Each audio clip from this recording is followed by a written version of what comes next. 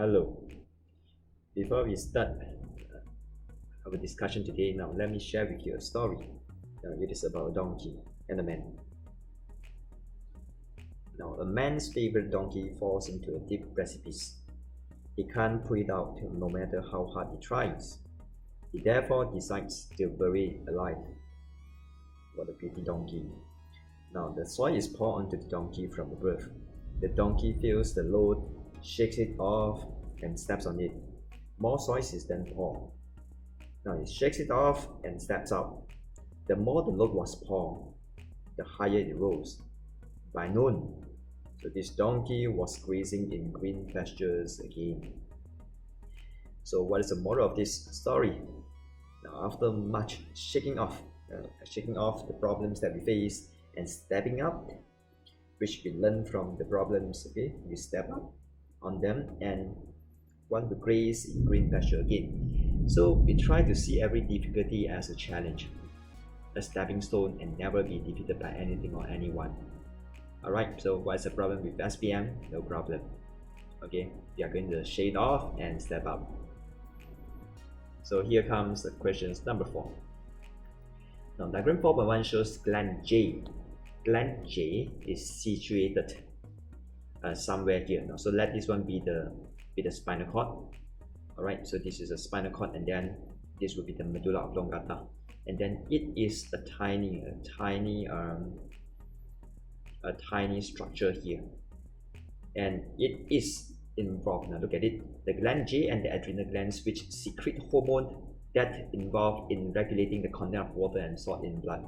So by right, so this sentence, okay, regulating the content of water and salt, gives you some idea about J. The J by right should be the pituitary gland. Alright, because we know that pituitary gland actually secretes ADH, the anti-diuretic hormone, to regulate the content of salt and water in our body. Now we look at it. This is the stimulus. We are going to gain as much as information from it.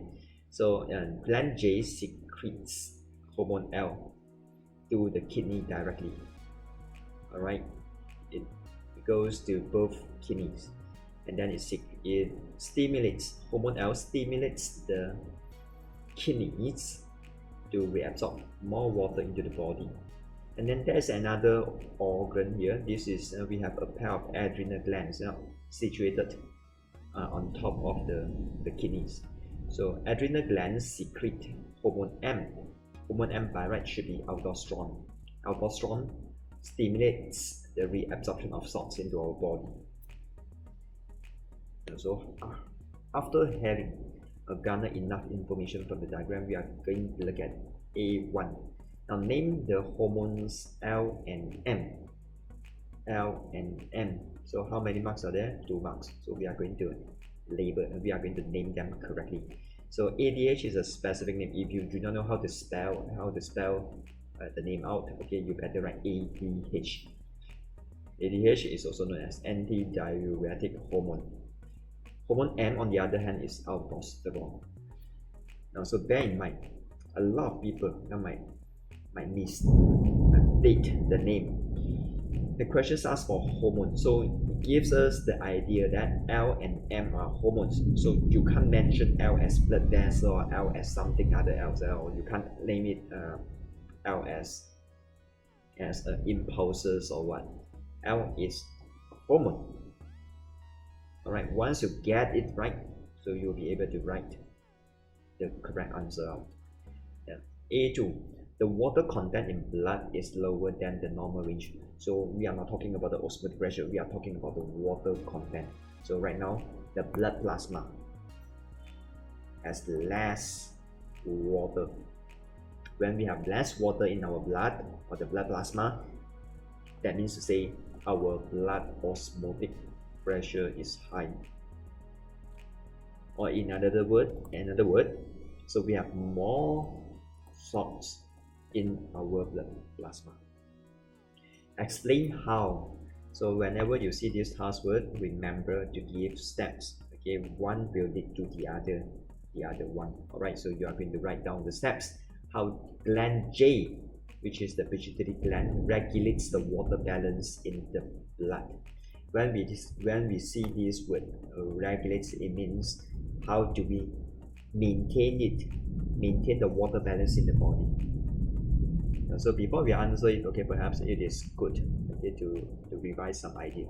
Now, whenever we talk about regulation or homeostasis or a negative feedback mechanism, so we always start our answer with stimulus and end with response. It is shown by this flow map. So we start with stimulus. The stimulus is detected by receptor. Receptor then triggers impulse to be transmitted to the integrating center. Integrating center sends another impulse to effector. So effector is the one that carries out the job. And finally, the response. Okay, the response is done. This is a corrective response. It is done to address to the change in the body temperature, for example, or the change in osmotic pressure. So what is our stimulus here? Our stimulus here is the blood osmotic pressure has increased because in the questions it is stated that we have less water content in the blood. So an increase in osmotic pressure is detected by the receptor in the hypothalamus. Then the hypothalamus will then trigger impulses to be transmitted to both organs. Okay, one is pituitary gland, the other one is adrenal gland. Now, pituitary gland, we are going to focus on water, because questions actually ask for water. How do we regulate the water balance in the body? So, pituitary gland secretes more ADH. Alright, in SPM, we actually reject the term produces. We can't say pituitary gland produces ADH. We should say pituitary gland releases, or a better one, secretes ADH. So right now, since water content has dropped, so pituitary gland secretes more ADH, and this ADH is transported by the bloodstream to the kidneys. Here, more reabsorptions of water is done. Alright, and then on the other hand, adrenal gland is less stimulated, so it secretes less aldosterone, which causes less reabsorption of water salts into the body. So when we talk about reabsorption, it is always from the uriniferous tubule to the blood capillary around it. Now, if you try to recall, uriniferous tubule refers to the tubules in the nephron. It could be collecting duct, it could be a loop of Henle, it could be distal convoluted tubule. Now let's look at the answer. So first of all, we address gland J. Gland J, or the pituitary gland, is stimulated to produce more ADH. Now, as you can see here, we reject produce, but we accept release. Then this will cause the distal convoluted tubule, the collecting duct, to be more permeable to water. Now, we agree we can also substitute distal convoluted tubule to uriniferous tubule. Is still accepted in SPM. And then point number 3, as a result, more water is reabsorbed into the blood capillaries, which causes the volume of the urine to be less and the urine produced to be more concentrated. So all these are considered P3. Then lastly, blood osmotic pressure decreases back to normal. Alright. Then B, a man climbs Mount Kinabalu and he found out that the surrounding temperature is low. Well, so this question number 4 is all about homeostasis. Now explain the action. Explain being the task word. Action being the keyword number 1 of adrenal glands to overcome the situation. What is the situation? The temperature is low, so the body temperature will be low as well. In regulating the body temperature, again, when we see this term regulation, so we have to remind ourselves about this flow map: stimulus to response. So are we going to write down the whole regulation process? I guess no. Alright, because the answer, the questions actually states the adrenal gland. We just want to know the action of the adrenal gland. We don't want to know about the stimulus. We don't want to know about the receptors, so forth and so on. We just want to know the action of the adrenal glands. So let's look at it. So this is the position of the adrenal gland in regulation. So what does it do? This is what we concern the most. So number one, the adrenal gland will be stimulated by hypothalamus. Okay, we need to mention hypothalamus. We don't. Okay, the SPM actually rejects. We are using brain. So we can't say brain stimulates adrenal gland. We should say hypothalamus stimulates adrenal gland, and as a result, adrenal gland secretes more adrenaline. And then the rate of metabolism, point number 3, increases. More glycogen is converted to glucose, more rate of respiration because we have more glucose right now. Or we could even say vasoconstriction, so less blood is allowed to flow near to the skin and to conserve more heat in our body. And then because of P3, an increase in the rate of metabolism, so that's why more heat is produced. So this will help to regulate the body temperature. Alright, so if you still want to add one more point, I guess okay, it is still accepted. Okay, it's sensible to write body temperature increases to normal. Alright, so the last sentence here actually address a drop in body temperature as well. Good. Now let's proceed with C. Diagram 4.2 shows the process of hemodialysis. So we have vein and artery. Artery is where we take out the blood, and then the blood is channeled into a dialysis machine. Inside the dialysis machine, we have the semi-permeable dialysis tubing and dialysis fluid. So the blood which is cleaner, I wouldn't say the word cleaner, okay, which has less toxin, which has normal blood osmotic pressure, is then channeled back to our body, and the body of the patient. Okay, then explain what will happen. Explain, so we should have fact, and then we have explanation what will happen. So perhaps first of all we should state what will happen to the patient first.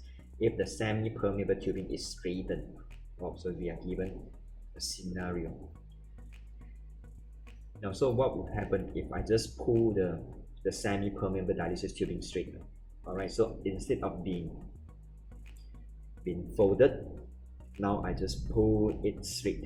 So guess what will happen? Of course, the total surface area of the semi-permeable dialysis tubing decreases.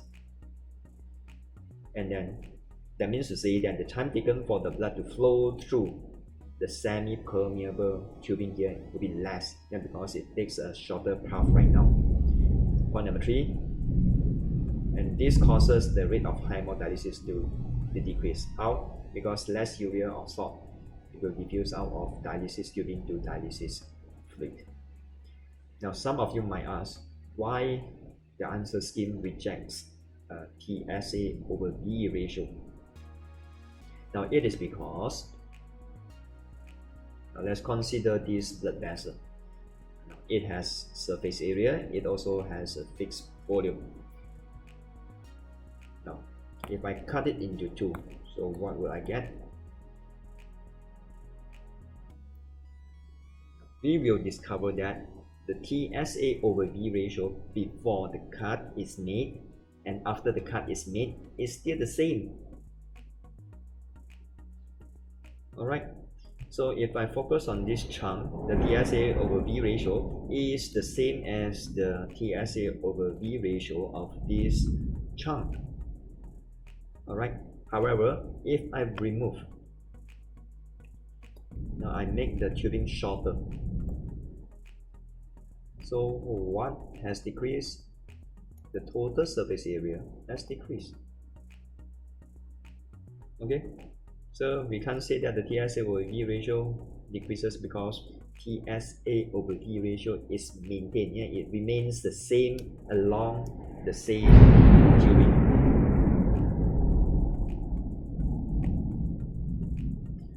Now, lastly, this is D. The information below shows the symptoms of a patient with kidney failure.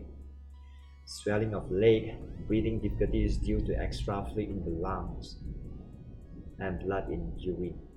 So these are all the symptoms that a patient, a man has kidney failure. Discuss the consequences of kidney failure to the patient. So consequences of kidney failure. So first of all we need to know what are the functions of kidneys. Now kidneys serve two functions.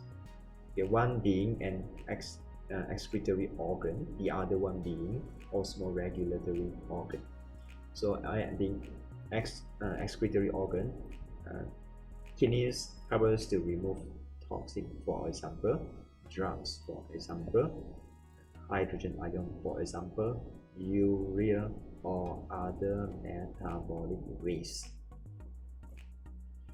Being an osmoregulatory organ, kidneys help us to remove extra water and salts. So if we have kidney failure, so guess what will happen? So number one, we can't carry out excretion. Number two, we can't carry out osmoregulation. And what is the effect? We need to explain a bit, okay? So what will happen if we can't excrete? If we can carry out excretion, that means to say that we can't excrete metabolic waste or toxin. If we fail to carry out osmoregulation, that means to say that we can't maintain our blood osmotic pressure, or we can't maintain the water and salt balance in our body.